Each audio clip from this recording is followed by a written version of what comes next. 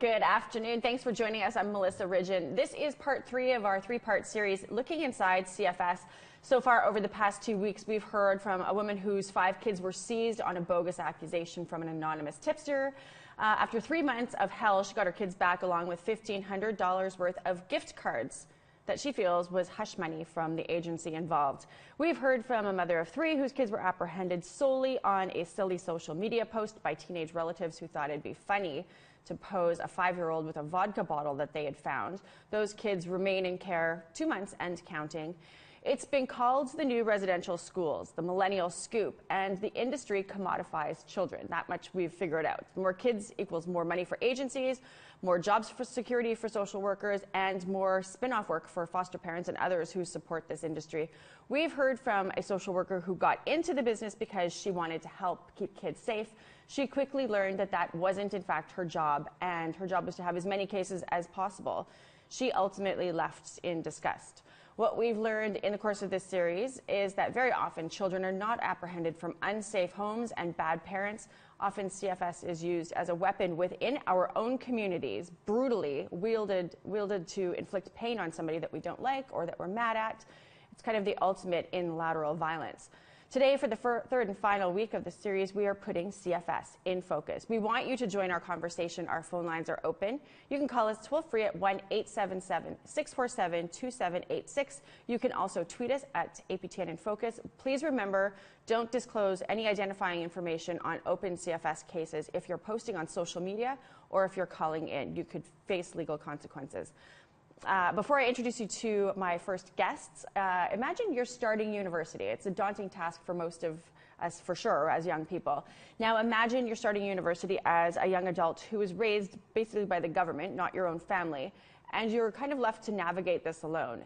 Here's APTN's Brittany Hobson with a story of aged-out kids who are building a community within their institution. I'm taking criminal justice too. I kind of want to be a badass and go into probation. Twice a month, this group gathers at the University of Winnipeg. Each person with their own history, but they all share something in common. They've aged out of the child welfare system. I wanted to connect with somebody who had experienced what I had been through. Natasha Reimer is a creator of Foster Up, a peer support group for youth who have been in care. The 24-year-old spent her life bouncing around different group homes.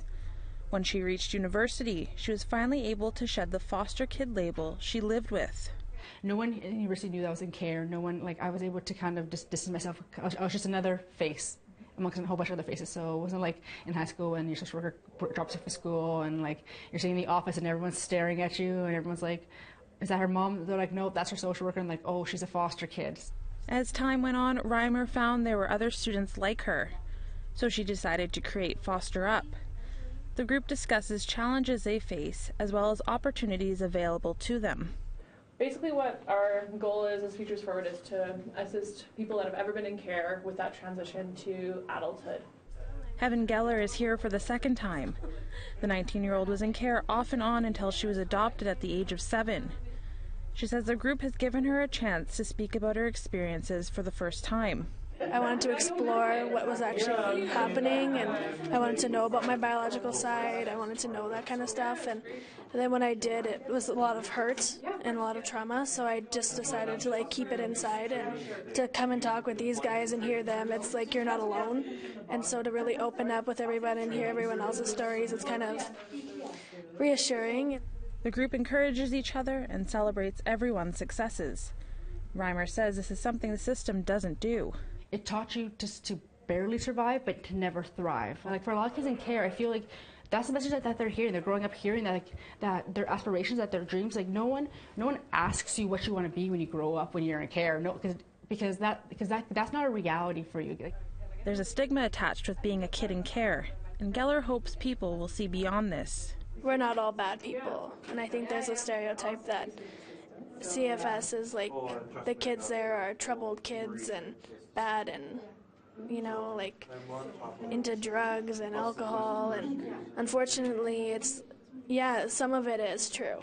However, we have to see where this is stemming from. Reimer is headed to law school later this year, but she says her biggest success has been fostering a new family.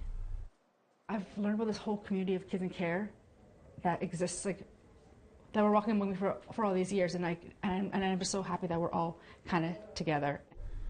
Brittany Hobson, APTN National News, Winnipeg. Joining us now in studio is Natasha Rhymer, who you just saw. She aged out of foster care and is an advocate for others who have gone through the system as well. And also joining me is Heaven Geller. She was also part of that support group at the University of Manitoba, or University of Winnipeg, Foster Up.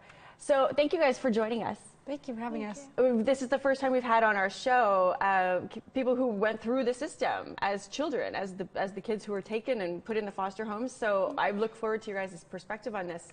So just give us a little bit of background. I'll start with you, Natasha, and then I'll go to Heaven.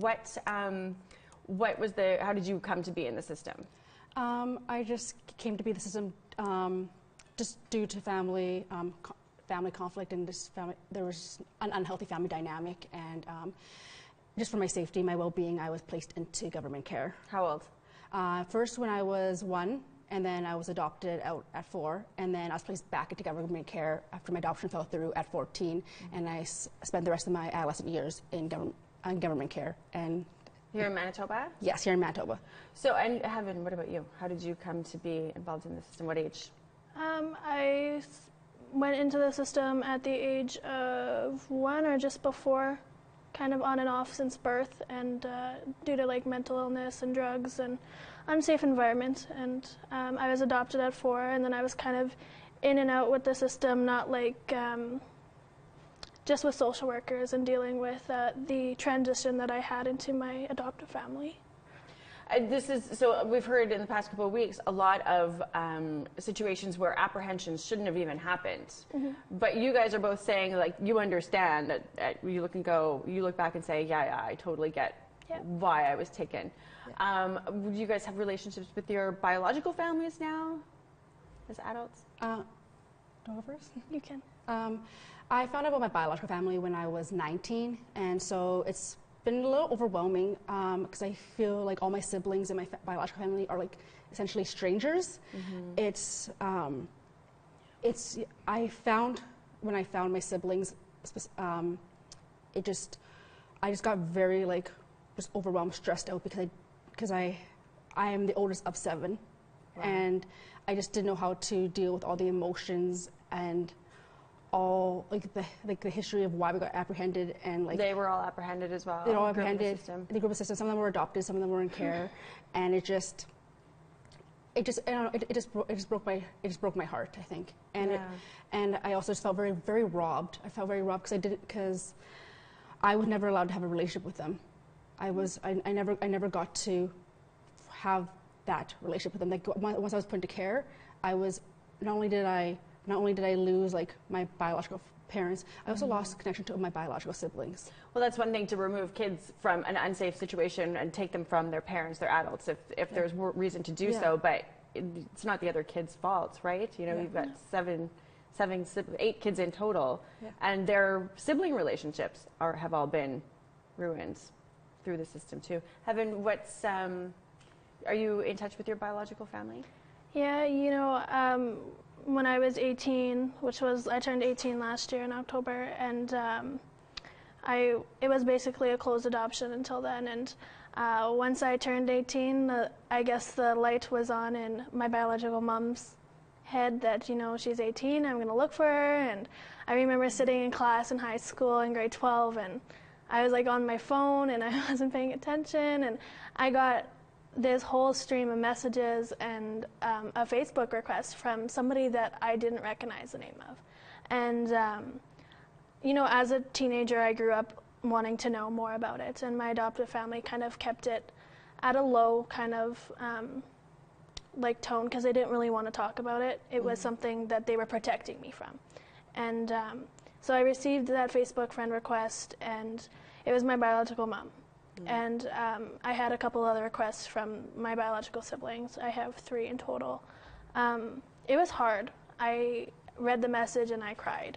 It was not a relief, but it was like almost, at least she knew where I was, and like she knew who I was, and but it was also really pain. There was a lot of anger there, and I think that after talking to her and hearing her point of view, there's a lot of hurt there, and a lot that breaks my heart to see my siblings where they're at, because we were all taken from care, and I'm the baby of the family, and everyone seemed like they were doing good from just talking to them, and now I can see the cycle of mental illness and drugs and what they do to people, and it's sad. And I think that CFS didn't support my siblings very well.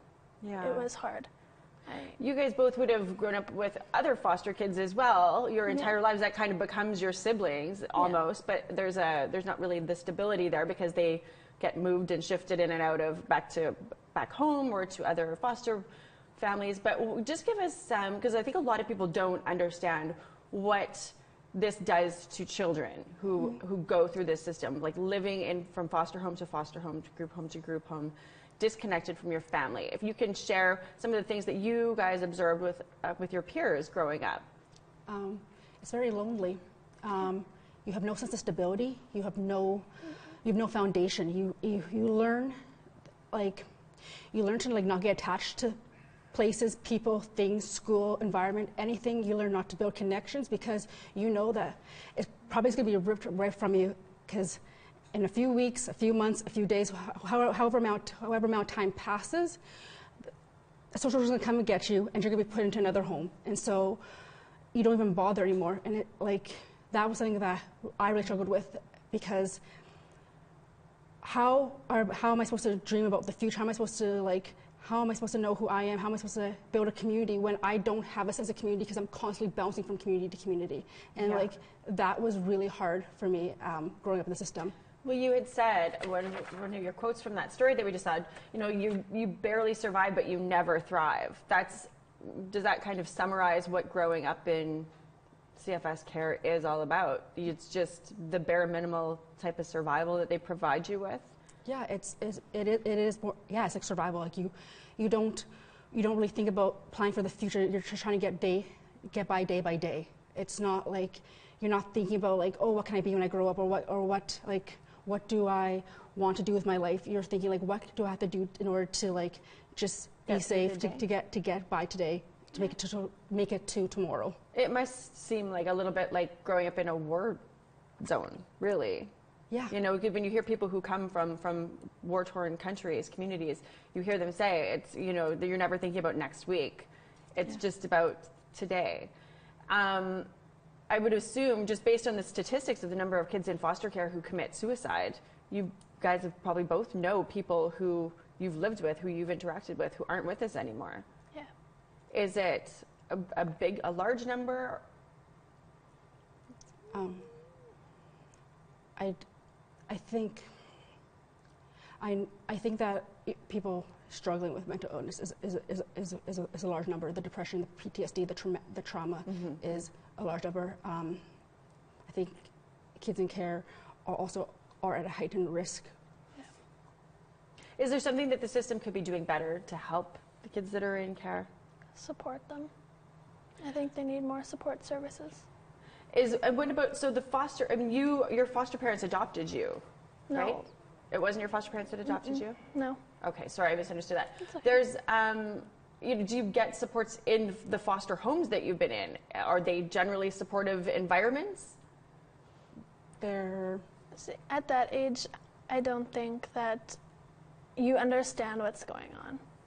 At like 4, 3, 2, you don't know what's going on. And these aren't child psychologists who are fostering you either, no. right? So these are just faces that you see, and they change all the time. It's an emotional roller coaster when you're at that age, because you don't know who's who. And it's like... And there's nobody there really explain. Like, is it the job of social workers to explain the process to you? Do they do that? Not really. No. Like, you're kind of just like a puppet along. Like just being moved from to and from. You're like, you get notified that you're going to be moved, but you're not really talked about your rights. It's. You feel more like you're a file than a person? Yeah. Yes. So I mean, congratulations to both of you to even make it through something like that. I honestly don't know that a lot of people can navigate that system and then turn out to be normal functioning adults. Yeah. So congratulations for that. You are just finishing your last year of school? Yes, I am. And then that's at University of Winnipeg. Then yes. What happens for you after this? I'm planning on going to law school after, and I'm hoping to work in family law eventually one day. To help fix this, or I mean, at least, I don't know if you could fix the system, but you certainly can be an advocate for some of the people that are going through it. Yeah. And what's in store for you, Heaven? I hope to You're in your finish. second year of university now? Yeah. Taking? Yeah. I'm taking psychology and minoring in criminal justice, and I just want to, my dream job has always been to work in jails. I don't know why, it's just been a passion of mine. I think that people need resources who are involved with drugs and gangs. I see it in my own biological family, and I think that it's a cycle that needs to be broken. And unfortunately, that cycle continues in a lot of people's families that come through foster care. Because I know my biological parents were in foster care, their parents have been in the system. It's a cycle. And do you wonder if the system creates this then? You know, if initially somebody's taken and put in a system, and then the system creates these deficiencies that lead people to drugs and alcohol, and then it's just self-perpetuating. Yeah. And I think they're a big supporter of not changing that if they keep trying to. I think that one issue that they have is trying to force the reunition, like the reunite with the parents, like the biological family. And if it's a toxic environment, then it's just best that if they're not there. Yeah. Like in my case, it's just, I was adopted into a family that loved and supported me. Yeah. Every child needs love and support. No matter what kind of color they are, no matter what race they are, no matter what kind of gender, if there's, there's a whole bunch of issues right now with CFS, not like kids off reserves can't be adopted by white people, and, or, with like the LGBTQ community, like they can't adopt a child. I think that's an issue because you know what? Every child needs love, every child needs support, and if a family can give a child that, I think things would be different. Yeah. Well, thank you guys both for joining me. We've got a caller, but we have to take a quick break. When we come back, a first-of-its-kind program to help keep moms and babies together who would otherwise be separated at birth. We'll have a guest on from that program. And we have another CFS worker joining us to share insight into an industry that capitalizes most often at the expense of Indigenous families. A reminder for our listeners on Element Radio in Toronto at 106.5 FM and Ottawa at 95.7 FM. If you want to join our conversation, please call us. It's toll-free 1-877-647-2786. Please remember, do not disclose any identifying information on open CFS cases. Thanks. We'll be right back.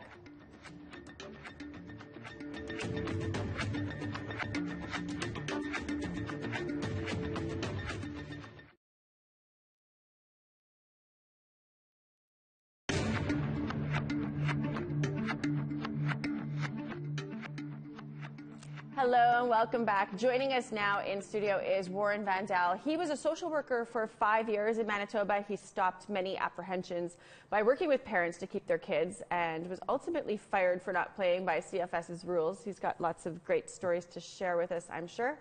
And Caitlin Roberts, she's the director of Sanctum 1.5 in Saskatoon. It's a brand new program designed to keep high-risk moms and their babies together. And in the 3 months that this center has operated, it's already prevented 6 birth apprehensions. APTN's Amber Bernard visited the center, and let's watch her story about how it operates. Sanctum 1.5 is a high-risk pregnancy and HIV care home in Saskatoon. It was started by Sanctum, a non-for-profit charity in collaboration with Health and Child Welfare. Their mission is to help mothers struggling with substance abuse and to prevent their children from entering the foster care system.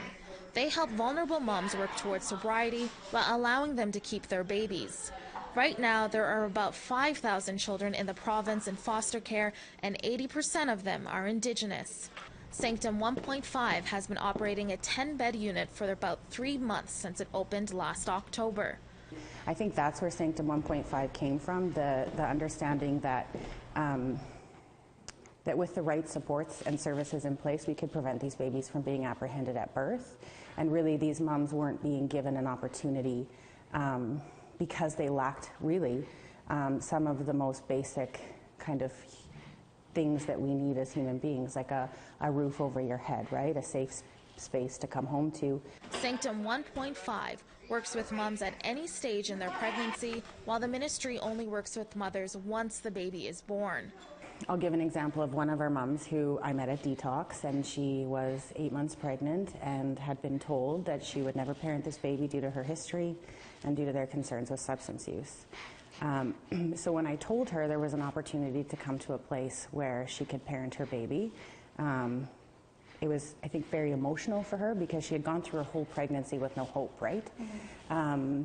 And so she walked through these doors, and she's been sober ever since. Sanctum 1.5 will house mothers for about 3 months while they work towards a positive transition back into their communities. If we weren't here, she would have gone into labor and her baby would have been apprehended.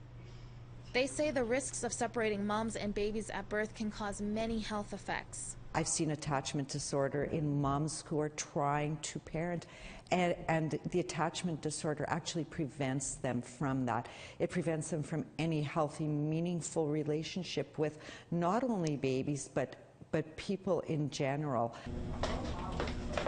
Dr. Brenda Moore, a pediatrician in Saskatoon, says attachment disorder can cause lifelong health concerns. When a baby is born, it's a critical period for this baby and the parents, especially the mother, to form a bond. And if they are separated, there is a possibility that if that separation lasts for too long, that this bond will never be formed. And so this links to mental health problems for both mom and baby. Sanctum 1.5 is expected to have their first mother and child transition into the community next month. It's both rewarding and also sad because in 4 months we've seen such incredible gains in all of these moms, so much so that we know that right now all of them are transitioning into the community. So that's super rewarding, but it's also heartbreaking to know that we only have 10 beds and that this isn't available to every mom. Amber Bernard, APTN National News, Saskatoon. So, Caitlin, you said that it's not 6 babies anymore. You've got up to 7 babies that have not been apprehended at birth. Yeah. How did Sanctum come to be? Sanctum was really a community initiative. Sanctum Care Group is the not-for-profit that's kind of a grassroots organization run and directed by interagency professionals who work directly with populations affected by HIV, poverty, mental illness, and addiction. And so you noticed that there's this, anybody who comes kind of on your radar, if they're pregnant, they're going to lose their child to a birth apprehension. Mm-hmm. And so somebody said, hey, what can we do to... Yeah, so we were working with women in the community who were pregnant and falling through the cracks of the system, understanding that pregnancy is often a time for motivation and change in women, mm-hmm. But not a lot of services offered to them while they're pregnant. Typically, that happens after birth. So the care that they were receiving in the community was often fragmented, and they just weren't getting the support that they needed. Simple things like housing and support around addiction. And so the vision for Sanctum 1.5 is really a pragmatic response in terms of providing women both the opportunity and space to parent their children if that's their goal. So Warren, you worked in the system for 5 years. How many of these birth apprehensions did you, I mean, and you're from Manitoba, yeah. Where I think, what is it, 2 a day? 2.5 children a day are apprehended at birth? Or? Yeah, they're saying it's 2.5 a day. In Winnipeg, it's probably 1 a day. Mm-hmm. But up north, we do things a lot differently than we would see down south in Winnipeg here. A lot of the things that I didn't like while I was working there is that I would see parents that they were looking at their history. They weren't looking at them now. And a lot of times when we're looking at their past, of course, they didn't look good. Mm-hmm. And their children did need to be safe. But now we're trying to look at their future, mm-hmm. and it's too bad that a lot of workers are not able to look past it, and they see their reports that were done before, and they don't want to do any legwork to now. People have said once you're in contact with that system, you will never get out. I've heard that that follows you. Whatever you've done, and it seems like it's only the bad that follows you. Any of the goods doesn't seem to have an effect on this, and we've called it an industry. It seems like this industry is geared to wanting to see the negative because it keeps you in the system, and the system only exists based on the number of cases that are there, right? That's where you get your funding. Yeah, the funding also, though, is different for federal and provincial, right? So provincial, they're a lot more stickier with things, so they like to take things back, you know. So funding that we would normally get for family enhancement, which is a prevention program, to prevent children from coming into care, we actually lose funding because the government only gives us a certain amount, and we have so many people to work with, and the funding isn't there. The province keeps saying that they're going to be throwing money at it and trying to make sure that they're trying to stick a Band-Aid on a bleeding wound, but they don't want to give as much as they can in order to help prevent this. So the children in care, I don't see the numbers ever being able to decrease because it's now 60% are permanent, and 60% of 11,000 children are permanent wards, and that's a huge amount. Do they need to be? They don't need to be. You know, what we need to do is start to look at each file individually and start to do safety plans with a lot of the families that their children are in care, and start saying, okay, well, what can we do to get your children back home? What do you need as a family in order to have your children in your care?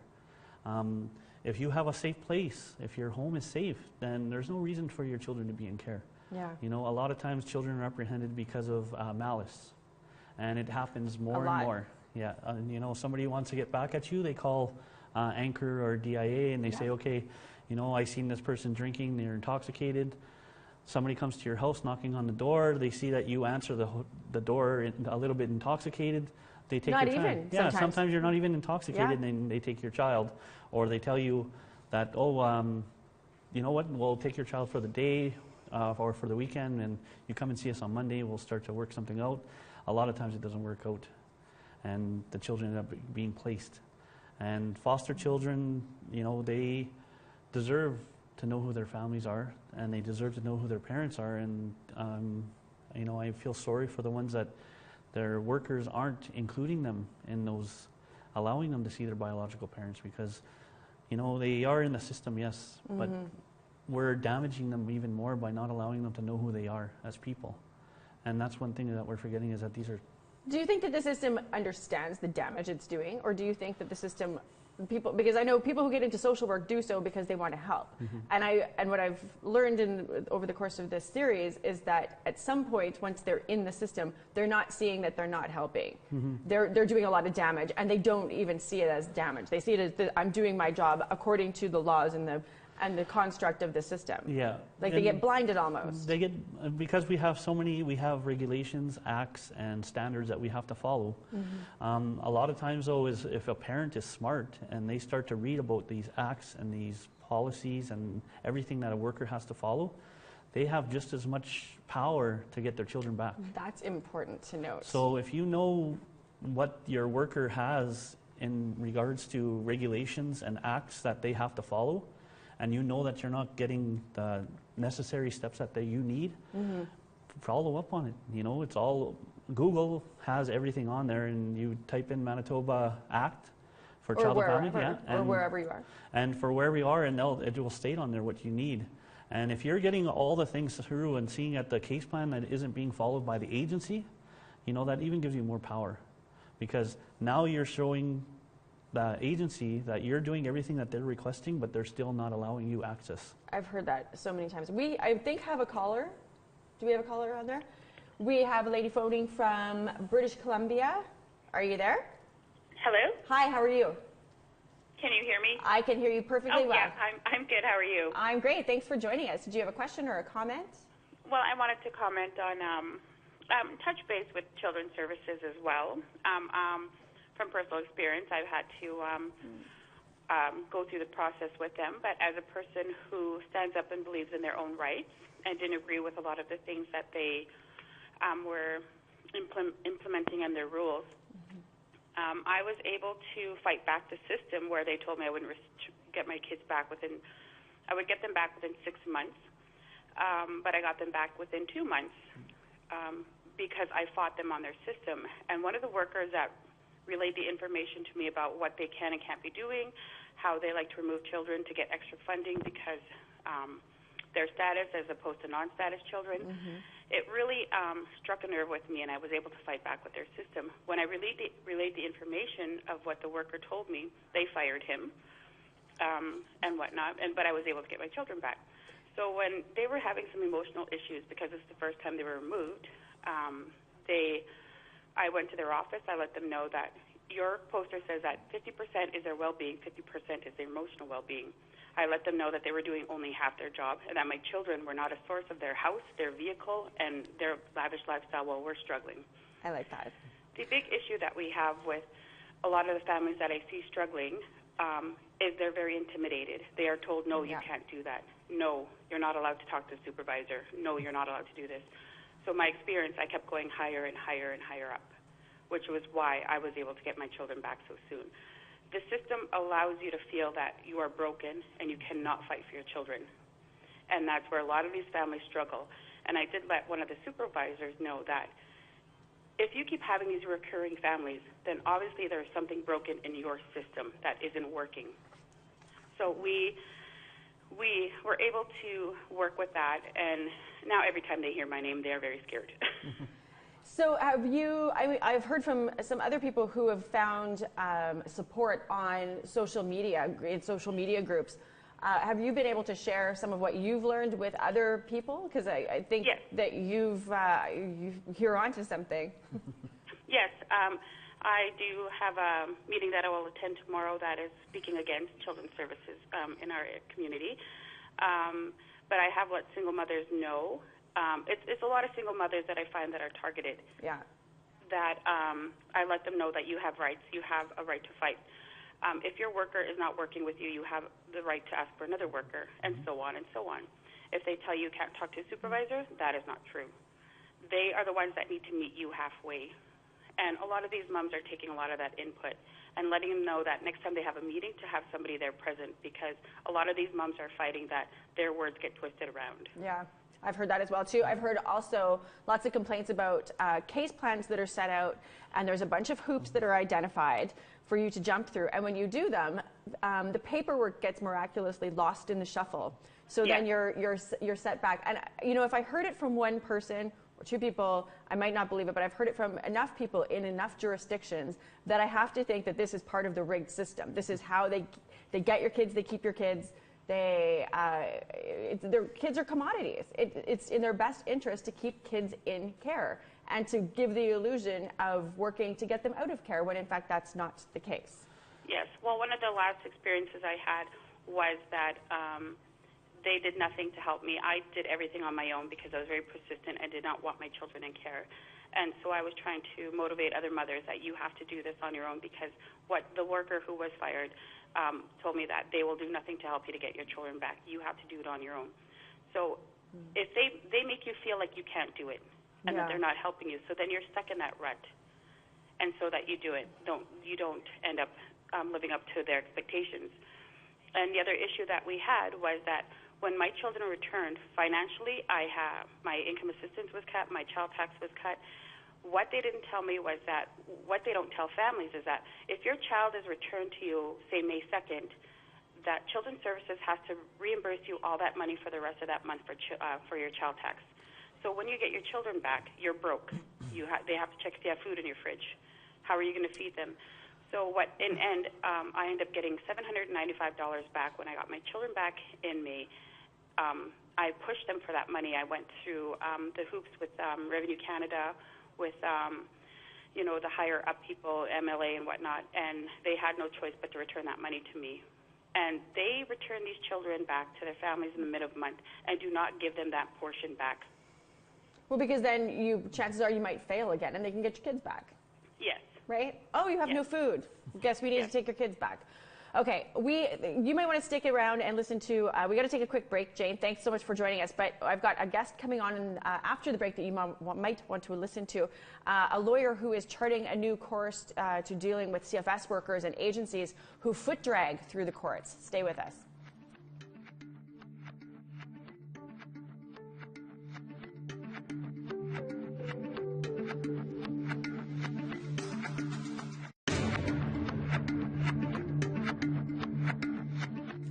Welcome back. So one thing that we've heard a lot of is stall tactics. So once they take your kid, which oftentimes it's questionable even why they would apprehend, sometimes there is grounds to apprehend, but once they have your child, we've heard a lot about these stall tactics that are implemented to keep your kid in the system, keep people in work, keep job security, etc. So in 2009, a CFS director in Alberta was sent to jail for this very sort of tactic. A judge had ordered a child to be returned to a home, and the agency involved had failed to act promptly, so the judge hauled the agency's director back in court and found him in contempt of court. Richard Roulette is that director. He was sentenced to serve 8 days in jail or do 40 hours of community service and pay all the parents' legal fees. Miranda Moore is an Indigenous lawyer practicing in British Columbia. She's taking a page out of that playbook and has filed an application to have the director of a BC CFS agency and several social workers held in contempt of court for foot dragging. It's believed to be the first such attempt by a lawyer representing a family that's battling CFS. I talked to Miranda Moore yesterday, and here's what she had to say. So, Miranda, giving us a little bit of background, obviously without breaching anybody's confidentiality or privacy, what was going on with this case? Give us a little background. With this particular case, it involves a kinship care placement. So it wasn't a parent-child placement that we were challenging. I represent the kinship caregiver, and so a child was removed back in March 2018. And the legislation says that when this type of a removal happens, there's supposed to be a hearing within 45 days from the initial presentation hearing when they come into court and say, well, we removed this child, here's the report, blah, blah, blah. So we really now are at 6 months past that, beyond what the legislation says, which is well beyond. If you contemplate 45 days versus 6 months, it's disturbing with what's happening with this child. And in our particular case, it's a question of whether the removal of that child was in accordance with the legislative provisions.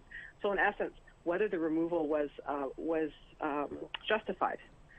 And if it's not justified, in those cases, the child gets returned back to the caregiver, the kinship caregiver placement.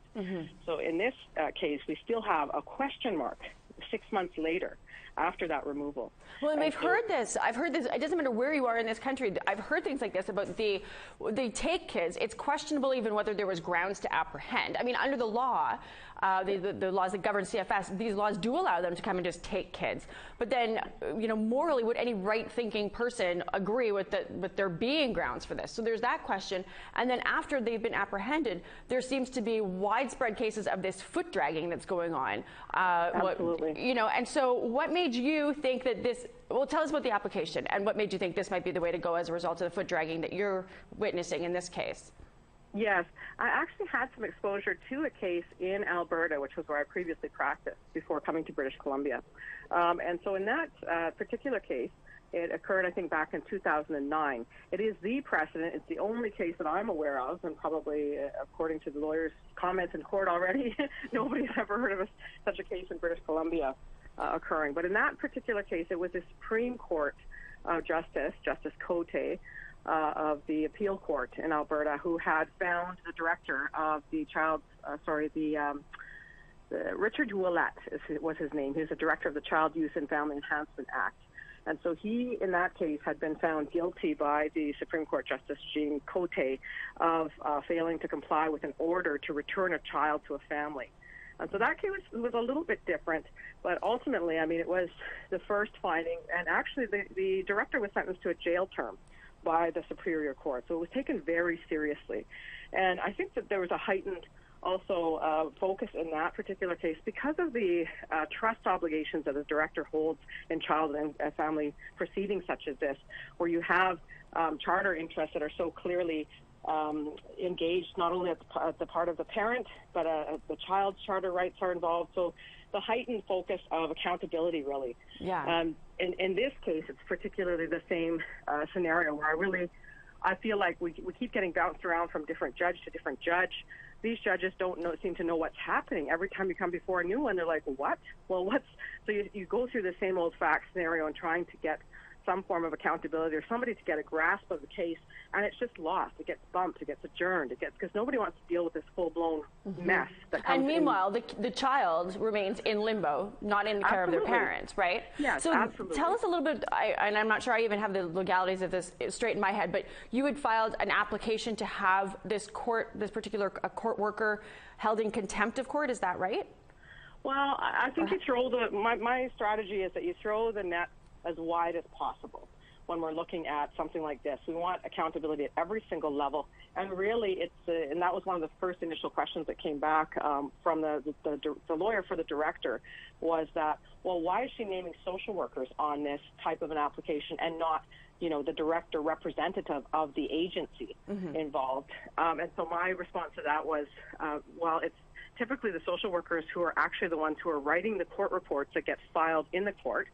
So from that level, they're accountable, but also they're the ones who are instructing the lawyers that are in court to do or to not do a certain thing. And it's not always a director. Obviously, he can't be personally in court all the time. So there's accountability at various levels, from my view. Ultimately, that might not hold up. I might be directed by the court to remove the social workers' names and only have it in the director, as was in Mr. Roulette's case. And so it's still a bit of a let's see what happens process. Well, we'll watch this as it unfolds. Please keep us aware, because we'd love to see how this shakes down. And then, because I guess depending how it all comes out in the wash, we'll know whether this is something that other families can use in their fights in the courts with CFS. Thank you so much. Thank you. Take care. Take care, Miranda. So I'm very curious to hear your perspective, Warren. So you've worked in the system as a CFS worker, and you've talked about some foot dragging and delays too. When you hear Miranda speak, what goes through your head? Yeah, I've seen it happen quite a few times where the worker would go into court and just, say, oh, well, the family doesn't have a lawyer. We'd like this to be remanded again for another month. And then, meanwhile, here the family was already talking to somebody in the hallway. They could have had somebody come in and start talking, but the agency was actually ready to handle the case.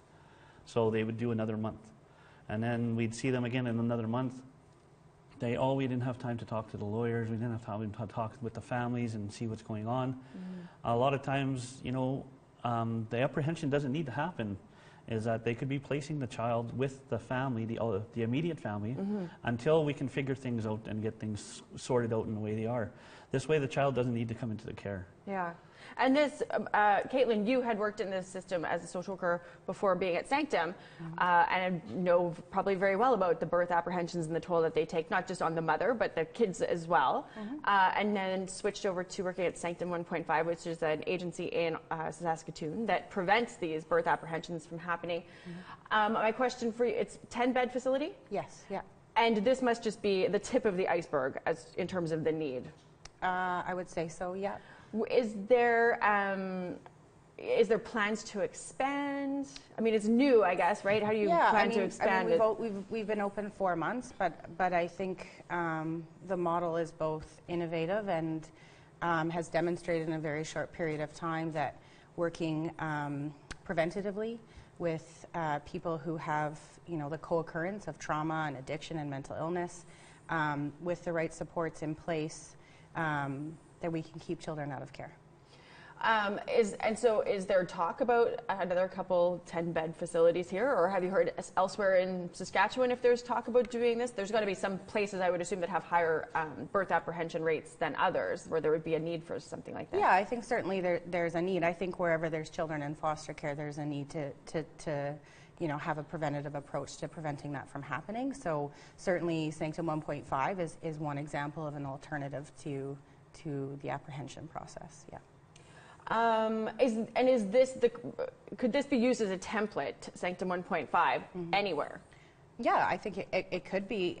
It requires, you know, an effort of a community, and certainly in our case, we've partnered with the Health Authority and the Ministry of Social Services to make it possible. But it could absolutely be replicated in other communities. I hope that if there's anybody watching here who's still in the system and who is looking at prevention measures, that they would take the time to look up Sanctum 1.5. I think we have a caller on the line. From Saskatchewan, John? Are you there? Yeah. Hey, thanks for joining us. Did you have a question or a comment?